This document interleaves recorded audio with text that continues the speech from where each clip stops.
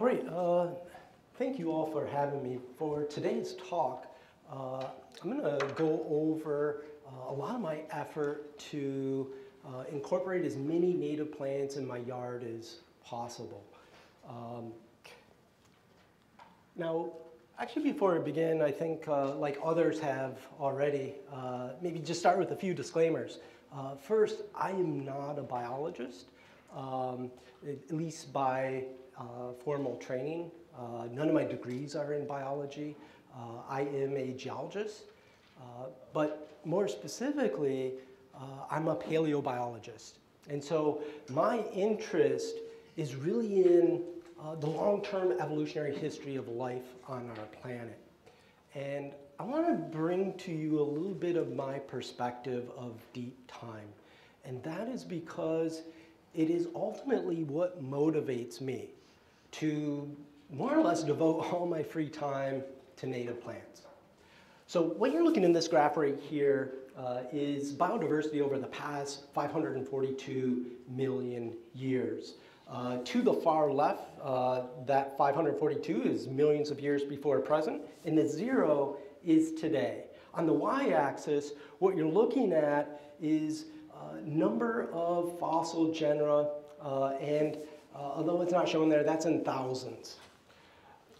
This coarse look here shows that, of course, biodiversity has changed over time. What you will notice is that, of course, species have fixed lifespans, that they will appear, eventually go extinct, but in the long term, those extinctions are usually balanced by new species appearing. And so overall, diversity remains constant. But there have been periods of time where a disproportionate number of species all go extinct at about the same time. These are known as mass extinction events. There have been a large number of mass extinction events in the history of life on our planet, but there have been what are known as the Big Five. These are periods of time where more than 75% of all species on our planet go extinct. The first of the Big Five to the left, looking at the yellow triangle, that's at the end of the Ordovician. The next one, late Devonian, the third triangle that you see here, is at the end of the Permian, 252 million years ago, where more than 95% of all species on our planet go extinct. That in turn is followed by number 4 of the Big Five at the end of the Triassic. This is an extinction event that was happening after dinosaurs actually had already appeared on land. The good news for dinosaurs is that this really didn't hit them very hard. Instead, kind of paved the way for them then to dominate life on our planet for another 150 million years. But then, number 5 of the Big Five mass extinction events, 66 million, 43,000 years ago, does wipe out the non-avian dinosaurs. Well, scientists now recognize that today we are in one of the greatest mass extinction events in the history of life on our planet. And it's now known as the 6th mass extinction event. Now, there's still a lot of people who say that conservational biologists are alarmists, that we can't really know how many species are actually going extinct. And that is true. There are far more species going extinct than we will ever know. Uh-oh.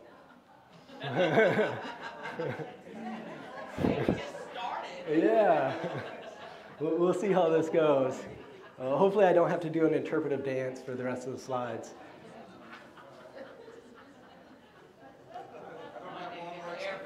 Do you want me to stop or just keep plowing through? Okay. So what you see right here for this graph right here is real data for extinctions. And this is about as conservative as we can get for knowing rates of current extinctions.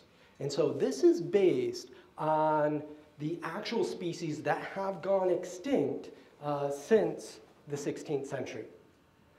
What is also added here is the data from the fossil record.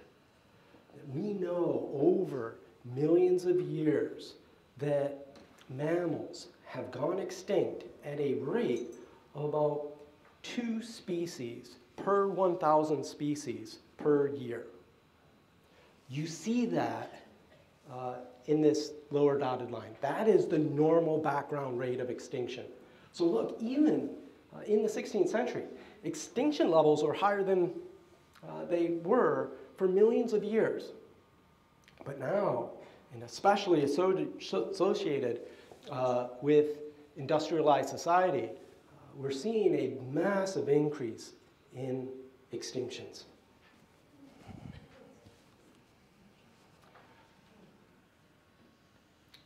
John Michael gave this as an example last night, and I think it really is a good case study for extinctions.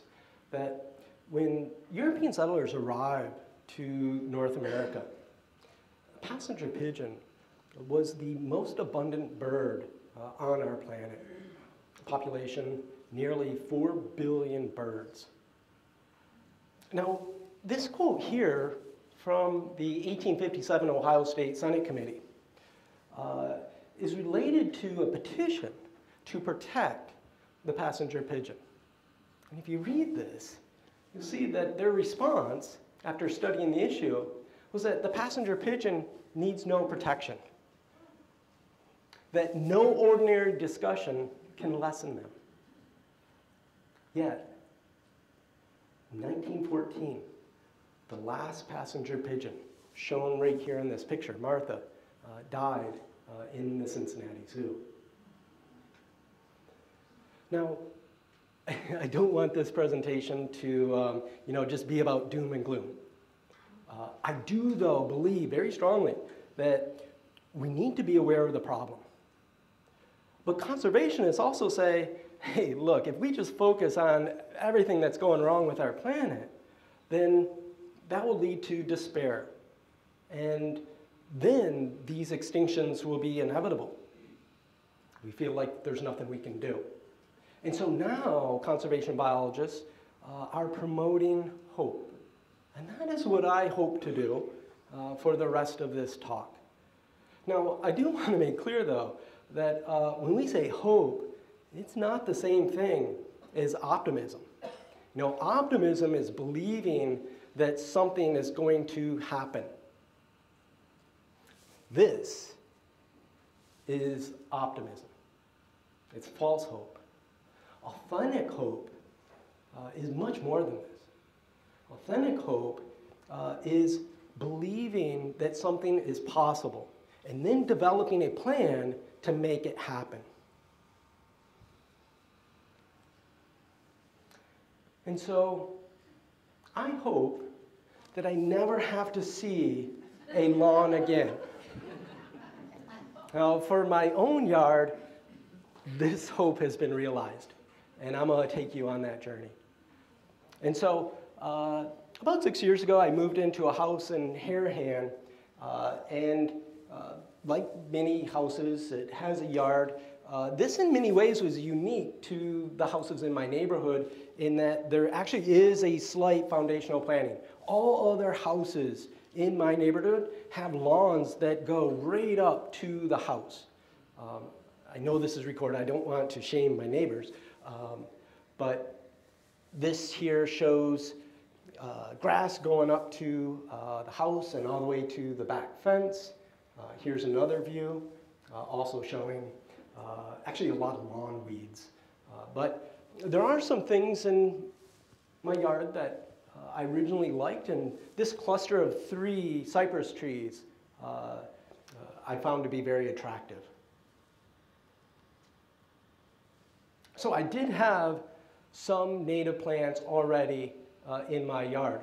I know that for probably most of you, you can't read all of the taxa I have listed here, and so there's no worries. I'm not going to run through all of those, but just make it clear that there was already about 20 species in my yard. Now, the valuable ones were the trees, live oaks, bald cypress, and then pretty much the rest of what you see on this list is fairly common lawn weeds that just happen to be native. Now, my perspective is that I'm not going to worry about these. I'm not going to call them weeds. I'm just going to let them do their own thing. Some of them I tolerate, like pepper vine, but others I actually appreciate, like the spiderwort. Now, when I first started this process of converting my yard to a natural plant community, of course, like everybody else, I tried to, buy as many different plants as I could, and quickly found that my options were restricted. And so I started just to explore the area and collect seeds. And this picture right here happens to be the very first time I collected seeds. And obviously I was not prepared. I'm just stuffing them in my shirt. And this is more or less my approach to gardening. I don't normally have any plans. It just happens. So I collect seeds.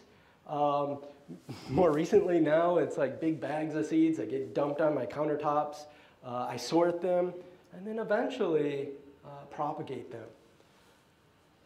This is the very first picture of me propagating plants. I started this in the wintertime in my house. Again, here I'm working as a tinkerer. I don't even have real pots. They're just plastic cups with holes drilled in them.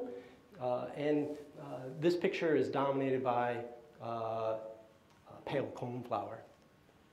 I quickly learned that if I left the lights on 24/7, the plants grew really, really fast. But then I also really worried about my neighbors thinking that I was growing pot.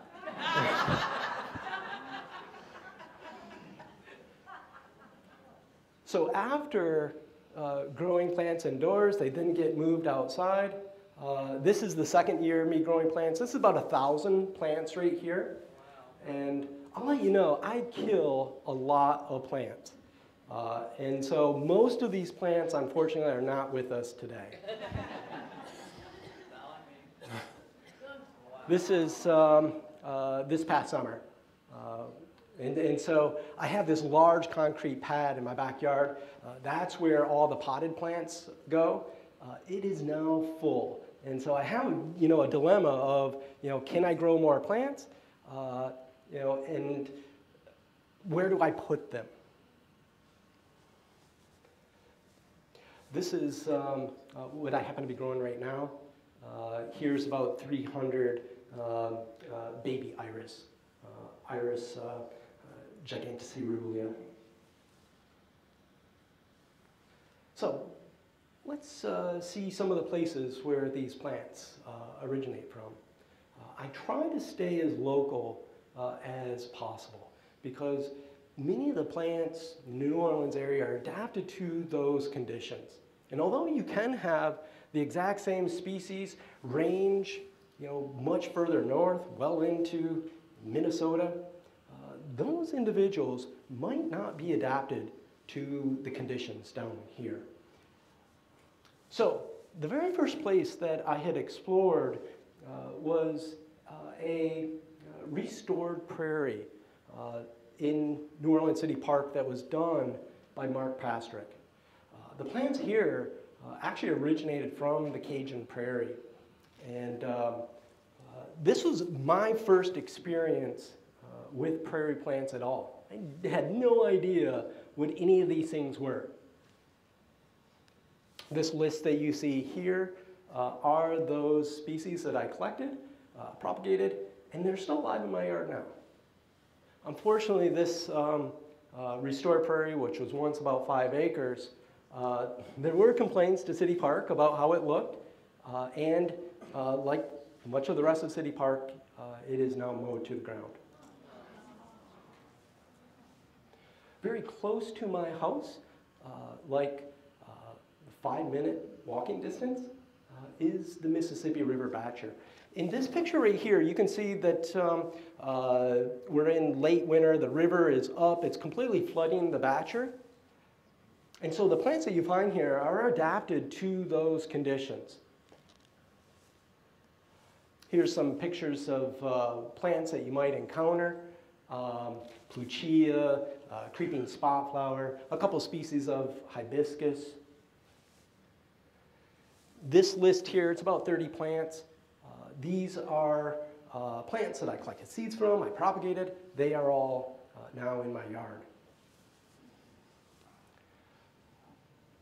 There's a lot of really nice natural communities along I-55 and Tangipahoa Parish and extending into Pike County, Mississippi. What I really like about it, whoops, that is way too far, and it won't go back, yeah. So that's okay. So my finger's stuck on it, but we're just gonna jump ahead to the next site. And this here is a picture of a locality on the North Shore. This is Abita Creek Flatwoods. This is a nature conservancy site where they have tried to restore about 900 acres of what formerly was longleaf pine savanna. So about 20 years ago, Nature Conservancy had purchased the site. And when they did, it was completely overgrown. Fire had been excluded. But what was really fascinating was that the moment, within years, that they reintroduced the fire, the natural plant community returned. And so here is a picture of Abita Creek Flatwoods in the spring. This is dominated by water cowbane. There's some Stokes aster, pitcher plants, lots of different graminoids as well. This is a summer picture in Abita Creek Flatwoods, also in the summer. So different times of the year, of course, it changes, but what's also really interesting, you can go exactly the same time of the year, from year to year. You're always going to see something different. This is Abita Creek Flatwoods in the fall. What you see here is, in the yellow, variable leaf sunflower. In these conditions, it stands max about 2 feet tall. It only rises up near the end of fall. I thought this was a really cool looking plant, so decided to collect as many seeds as possible. And I planted it everywhere in my yard. And it did not react like this. Instead, it grew 12 feet tall. Variable leaf sunflower. Oh, I can't go back. Yeah. So this is sugarcane plume grass, little blue stem in December. Here is a list of the taxa. I have about 30 species from both St. Tammany and Harrison County in Mississippi. This community that you find at Abita Creek Flatwoods actually extends into Mississippi, and you can find the exact same thing in Gulfport. And a lot of what I'm collecting is actually coming from Gulfport. I did briefly visit the Cajun Prairie Restoration Site in Eunice. I did not collect any seeds here though. But those same plants are offered for sale at the University of Lafayette Ecology Center. And these here are what I have purchased and are still growing in my yard. I've also purchased a lot of other plants as well. Some of these were gifted. What you see in this picture here is actually the very first time that I made a bulk purchase of plants from Louisiana growers. And I took the picture because I was so impressed with how Rick Webb was able to fit about 30 large plants into the back of my car. So for this list right here, those are basically just grasses, forbs, but this is the list of what I purchased for woody plants. And so for the most part, all the wildflowers, the grasses, I collect those seeds and I grow them, but for the woody plants, they were purchased. Only recently now have I begun to grow woody plants. So let's take a look at what these plants look like in the ground. This very first picture here is, again, the first time I planted a native plant in the ground. And clearly there was no planting here. Then I decided, okay, I've got these coreopsis, they need to go on the ground, or else they're going to die in their pots. And I figured, okay, I can always just move them around. I just want to see how they do in the ground. Okay. So here is about a month later in that spot. You see it's a little corner. To the left of it, some muck sunflower. Over that season, I began to kill the grass and continued to put plants in the ground more or less randomly. So this is what it looks like, and it's not pretty. But what was crazy is that the Kansas blazing star bloomed that very first season that I grew it.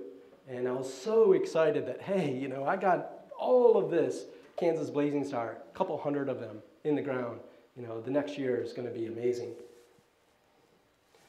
By the late fall of that season, I had expanded the planting across my backyard, but noticed that already in under one season, that little blue stem grass that I was plugging in there, that is already up and going to seed.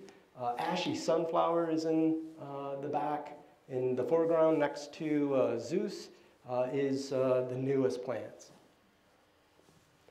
So, little blue stem, and then I of course love little blue stem in the winter. The following spring, this is you know, what happened with everything that I planted. So lots of little blue stem, ashy sunflower is shown here, coreopsis.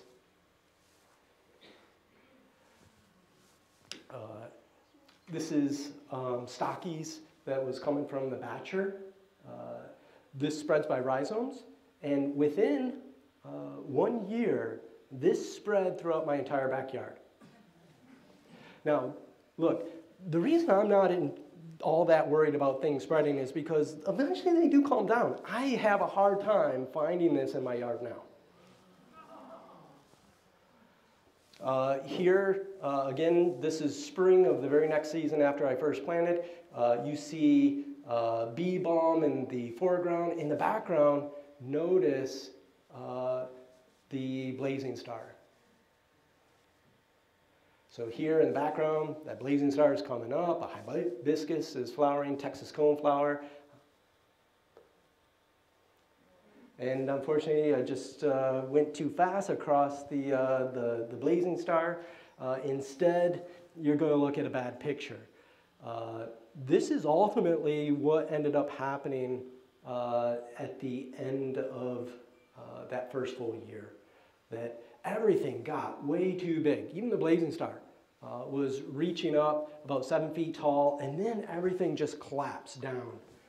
And so you have a little blue stem that was continuing to grow. If you were to actually pull it up off the ground, it would have been about 10 feet tall. Wow.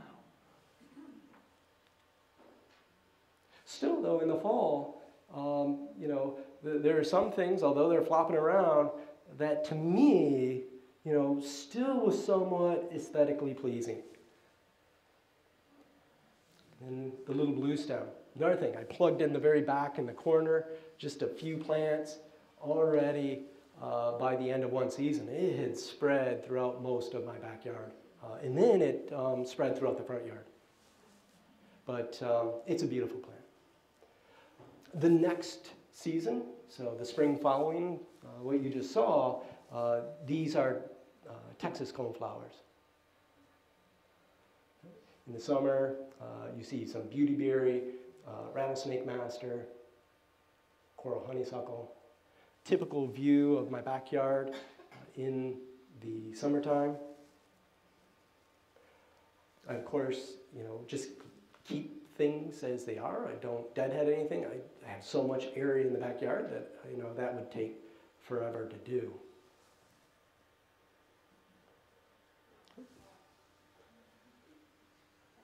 You missed the swamp sunflower, always very striking in the fall. It's what I look forward to in the fall.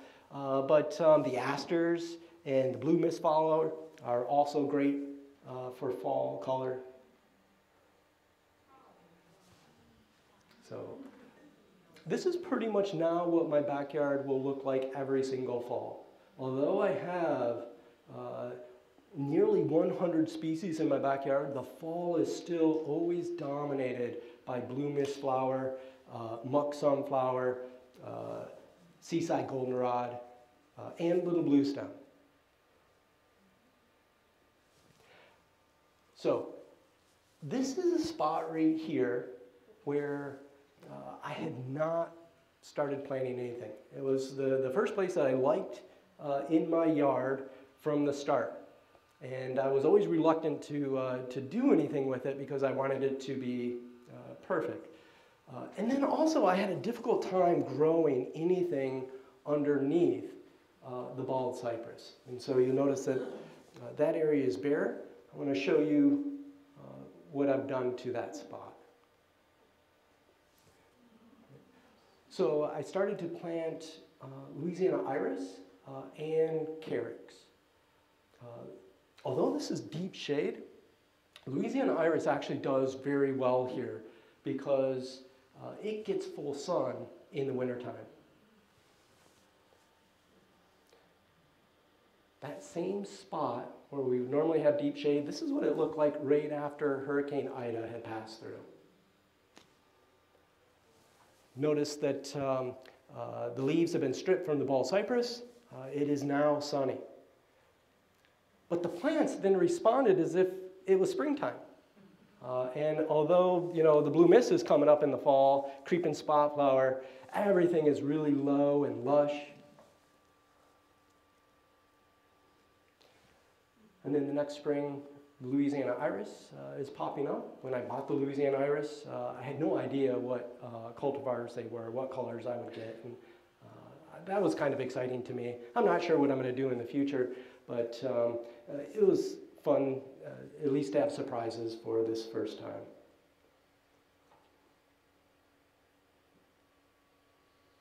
And so moving forward through the season, the iris go down, black-eyed Susan are coming up.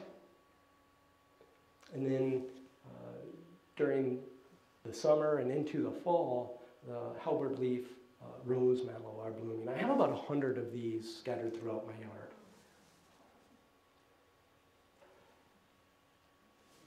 Now, adjacent to those three large cypress trees, there's another little cypress tree that I had planted. And here, I had already planted some plants, but I wasn't happy with what they looked like. I left the things that were fine. In fact, I even left some things that were already in my yard that a lot of people would consider to be weeds, like erigeron that you see here. But also notice that what I did was I added a bunch of plugs of Lavensworth sedge. This is actually a species that I found naturally growing in my yard. And it does really well in New Orleans. In fact, you'll find it underneath the live oaks in City Park and in Audubon Park. So what I did here was I planted the carex.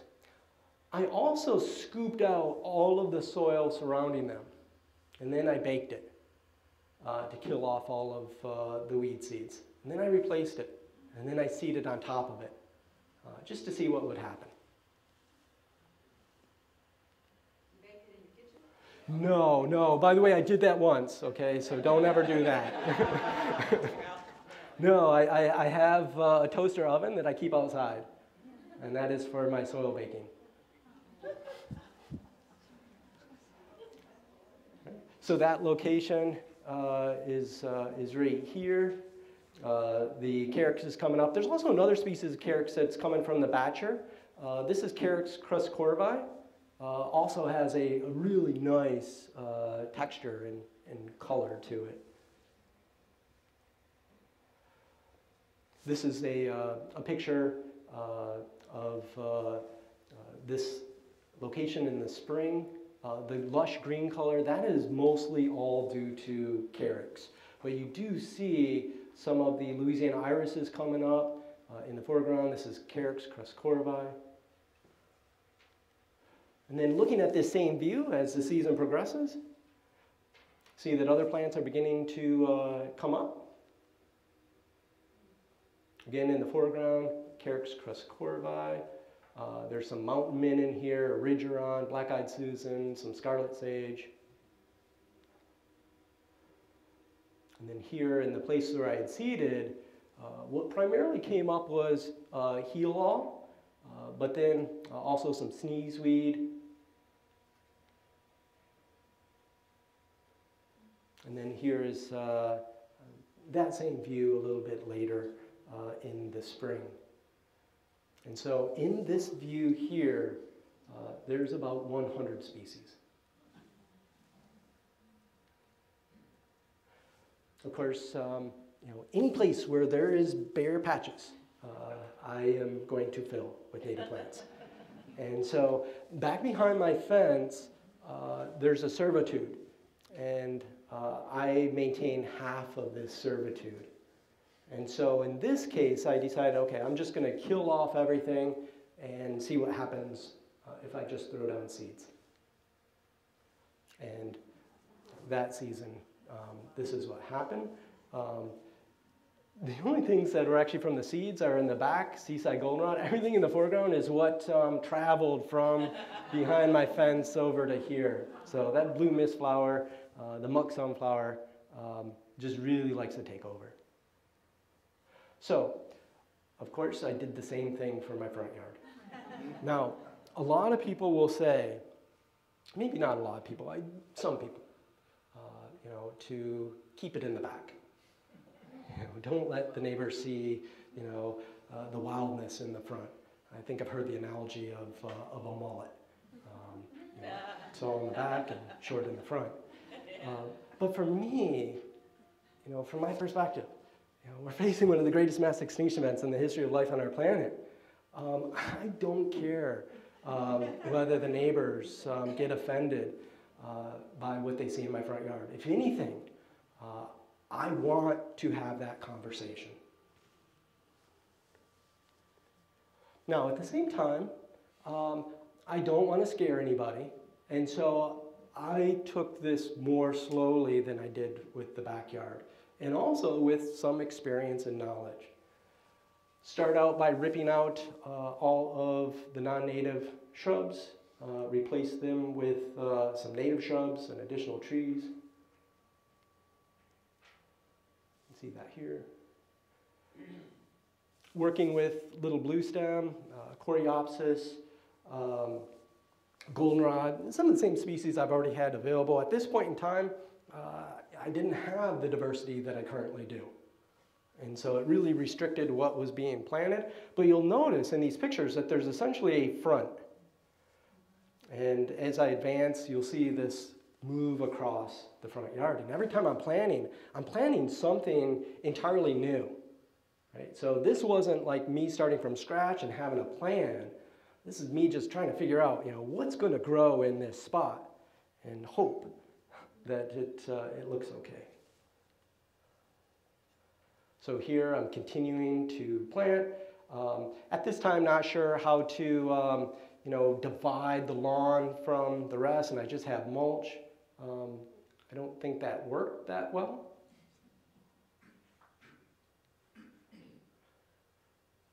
Here it is continuing to expand. Initially, I was just ripping out the grass and then planting plants in there. Here I did use Roundup to kill the grass. It did make it easier. So another view of that same planting. Again here, random plants that are available to me, putting them in random order just to see how they behave together and what works. And so the next few slides will show how the front yard progressed in the same spot over years.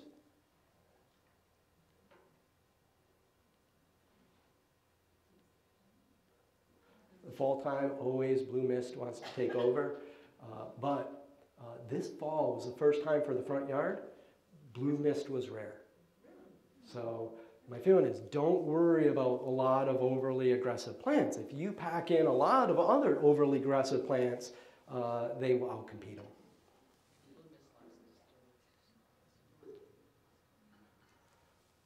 So this is what my yard looks like after I cut everything down in the late winter and early spring. In the foreground are Louisiana iris. I now have a border that's made of flagstone to make it more clear. Immediately the neighbors came to me at this point and said, I really like that look.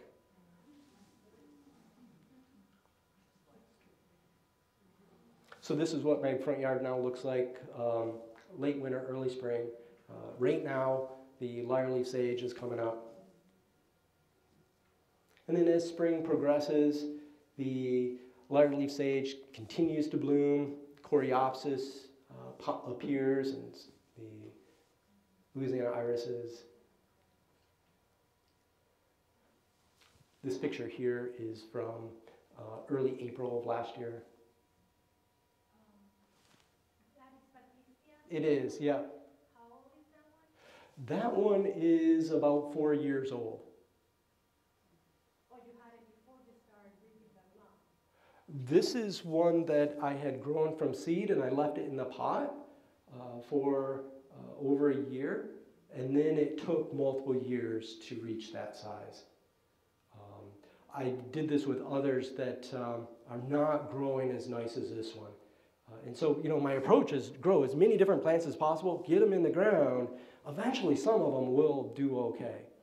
Don't ever get discouraged if you have a plant die. That's going to happen. These are all individuals. Can you point the baptisia out for those of us way in the back? Point the Yep. baptisia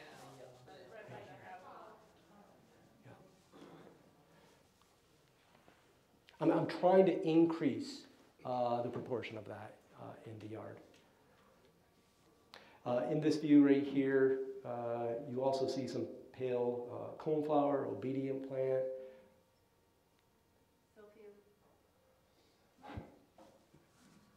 Yeah, silphium is everywhere. So some silphium back here. Here is Stokes aster, mountain mint in the background, Joe Pye weed. So again here, mountain mint, little blue stem, pale coneflower. Could you, I don't know if you mentioned that, could you talk about the soil that you think you have there? So the soil here has about a neutral pH. You know, it is ultimately derived from the Mississippi River. It is very rich. I did not change any of the soil conditions at all. This is the front in the midsummer. Little blue stem is coming up, the flowers are fading. And then this past year I had put in bushy golden top right in the front. And of course here another recommendation is, okay, short in the front, tall in the back. And I just always like to just, you know, see what really happens.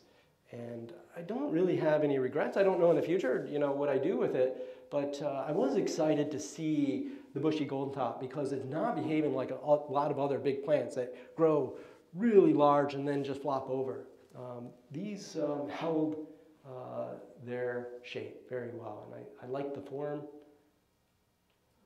what is the purple? The purple is ironweed. I did not plant that there. So that just seeded, and I left it just to see what happened. And look, for this year, I was happy with it. I got, you know, purple and gold. You know, who knows what's going to happen next year. I probably will have more effort to, you know, keep it down a little bit. But for the most part, my approach is to let the plants themselves figure it out. So here is October. You know, a lot of people say that in southern Louisiana, you know, you don't have fall colors. You don't have it with the trees, but you certainly have it with the wildflowers.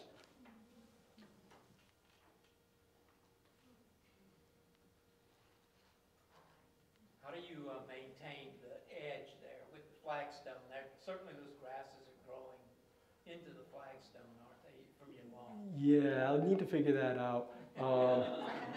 You know, I use scissors, so it's a little bit more effort than you know it's maybe worth. So that is something. Look, you know, actually that space now is planting space, and so this whole front of native plants will likely extend to the sidewalk. This picture here was taken in December, after that hard freeze that we had.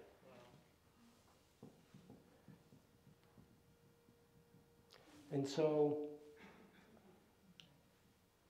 this, here, some of these pictures illustrate, you know, why I do this. It's what gives me hope, that I like the plants. I like how they look. They make me feel good just by growing them and looking at them. But then when I see, you know, what they attract, you know, it makes it worthwhile. So of course they attract, you know, pollinators, butterflies and bees. They serve as host plants for many insects. But I don't forget about the vertebrates. That I have a lot of lizards and something entirely unexpected, Gulf Coast box turtles. You know, the saying, you know, build it and they will come. Never thought I would get box turtles. I now have two, and I know that they live in my yard because I can identify them based on the color patterns on their shells, and I see the same ones over years.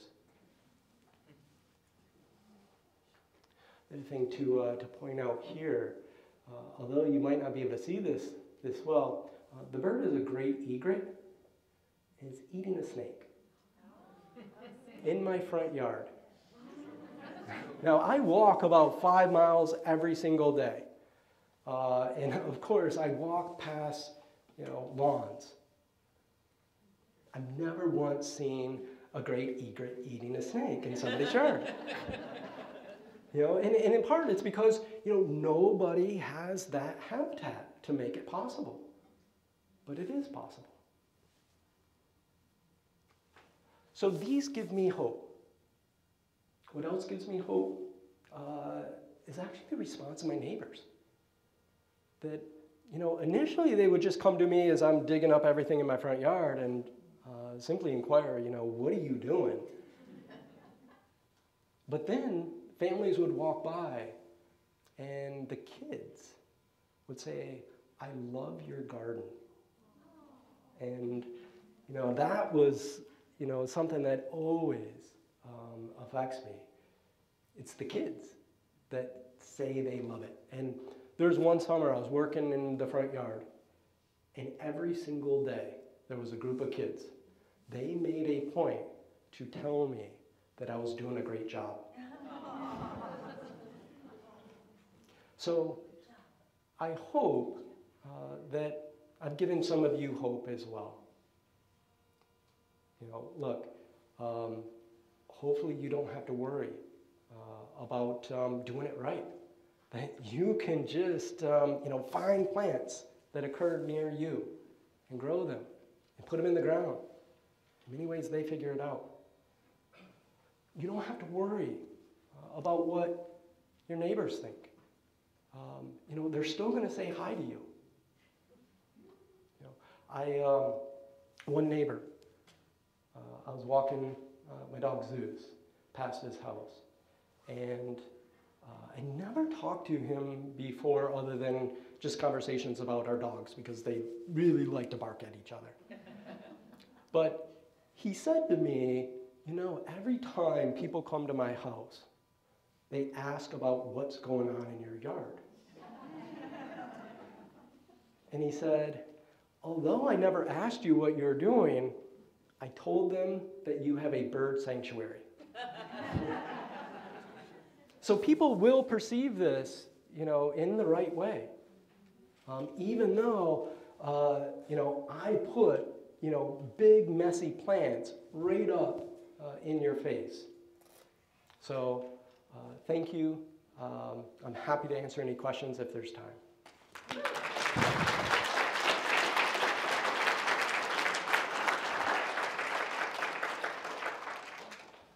Yeah. Your part of Jefferson Parish is a lot different than my Jefferson Parish. So what would you suggest for those of us who live in the middle of cement on how would we approach the parish? Okay, so you and I are still in the same parish as Jefferson Parish. Jefferson Parish, because I live in Harahan, usually is completely hands-off about what I do. But overall, I would say that I probably live in one of the most conservative neighborhoods, in Louisiana. I'm doing this in a place where, a lot of people, they've never seen anything like this before. Yes, I have had the city write up citations for my yard. And this was based on one single neighbor who does not even live in the neighborhood that complained. All it took was me then going to City Hall and then talking to them about what I was doing. So, you could experience pushback from neighbors, from local government, but the reason I do this is to have that conversation. Yeah. Not a question, but I like that your neighbor said, oh, it's a bird sanctuary. I have some signs up, had attack, blah, blah, blah. I forget what all, got like 4 different signs up. But I think I'm going to put one up that says bird sanctuary because I think that's a phrase people have heard for a number of years. The Audubon Society, it somehow gives it a little more respectability or people like birds. So I think I'm going to get a song like that for my place. Yeah, look, definitely like birds, butterflies, bees, pollinators, those are things that I think, people are already aware of and want to do things to help. But for me, of course, that's important. But what I long for is the day when somebody says, okay, I want somebody to show me pictures of a snake so that, I can use that as promotional materials.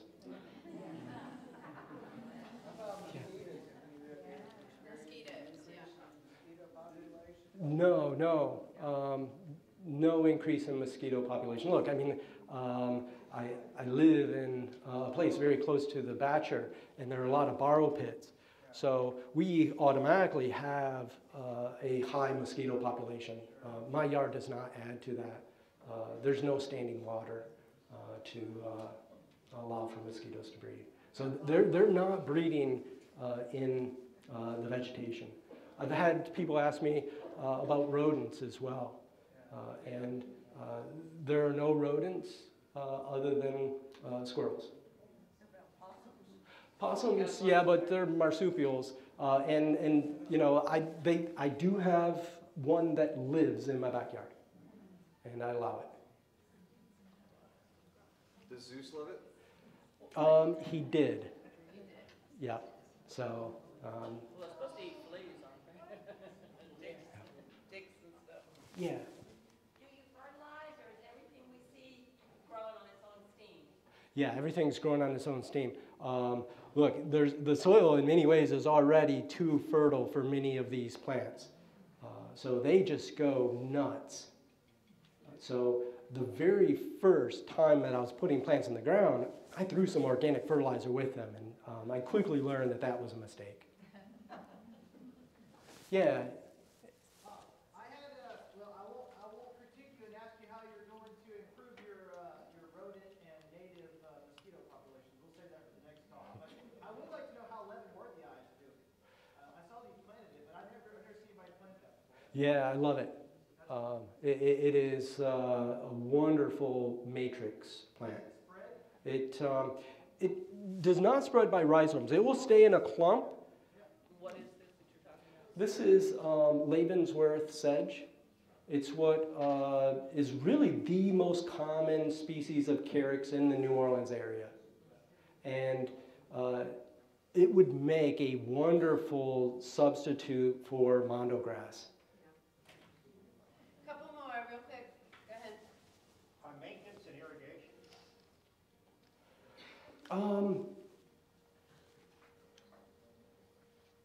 I don't really use the word maintenance. I manage it, so I really do let the plants do what they want and just try to step back as much as possible and see, you know, what the plants are doing. That doesn't mean I don't, you know, insert myself sometimes. When plants are growing too tall, I will chop them down. And so when you saw the picture in the front of the ironweed, you know, it was about this tall. But that was a result of me constantly cutting it down. If I just left it to itself, it would have been about 12 feet tall. Now for irrigation, only after I plant plants. After that, I just let nature take its course. Matt, can you get Austin set up and Daddy, you have a question? I do. What do you do about the buildup of dead plant matter on the ground? To me, it looks like that, and I think, oh, you're going to have to burn that to maintain it. But you can't burn it. And I have the same, I'm working on my backyard, and I feel like I need to do something about the grass duct and so forth, that the seeds are not getting to the ground and not getting to the light to grow. Yeah. So look, because it's a residential area, you're right, I can't burn it. I would love to be able to do that. So the next best thing that I do is I cut it right to the ground once a year. And then after that, I do remove all of that vegetation. I then put it in a debris pile that is now about that tall. And that is where the possums live. Yeah. When do you cut? It varies. So, like right now, I'm very excited about, you know, planting seeds. And I needed to have space available for them to germinate. And I wanted to actually have them bloom this spring. So, after that picture that I showed you, the last one that was taken in December, almost days after that, I cut it down to the ground. In the future, though, I will likely wait a little bit later, maybe until February, before I cut it down.